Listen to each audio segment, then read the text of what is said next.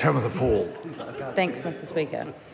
We oppose this bill for obvious reasons, but the biggest one is, again, pointing to the RIS. If you look at paragraph 206 in the RIS, it says that this bill alone could double the prison population, with most of the additional people in prison having committed only minor offences.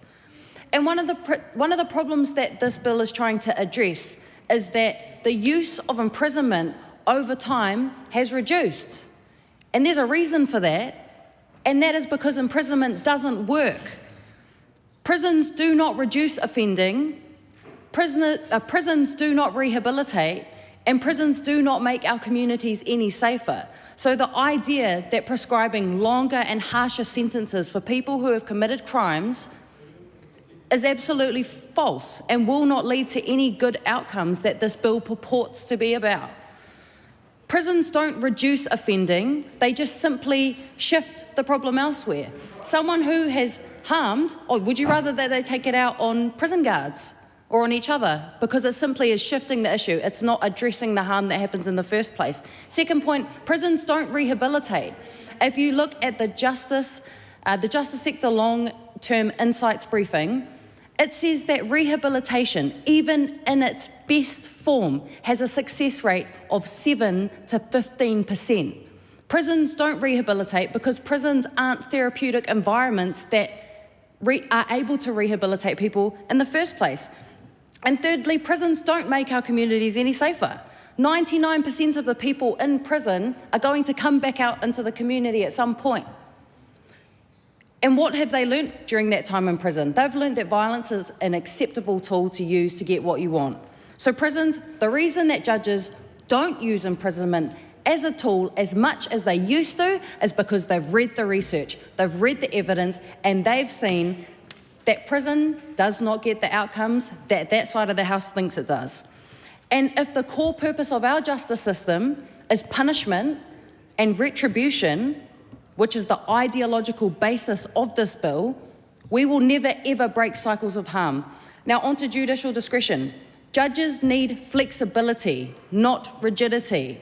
When a judge has a person before them, they need to be able to take into account the entire context of that person's life so that when they determine a course of action to address the harm that has happened, it actually works.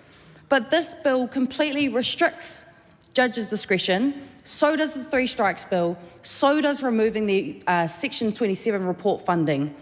It means that judges don't have the information that they need to apply an appropriate course of action that addresses the reasons for offending. And I know for a fact that judges will come out, that lawyers will come out in strong opposition to this bill because it will not work, because it's been designed to win votes. It hasn't been designed to make our community safer or to help people with rehabilitation. It's been designed as a PR strategy to look tough on crime.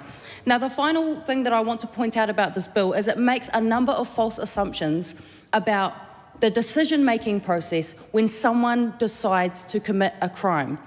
It makes the assumption that people, if someone's going to, let's say, rob a dairy owner, that they're going to go into that dairy and think, oh, if I do this right now, I'm going to get 5 years instead of 3 years, so I won't do it. That's not the way that they think.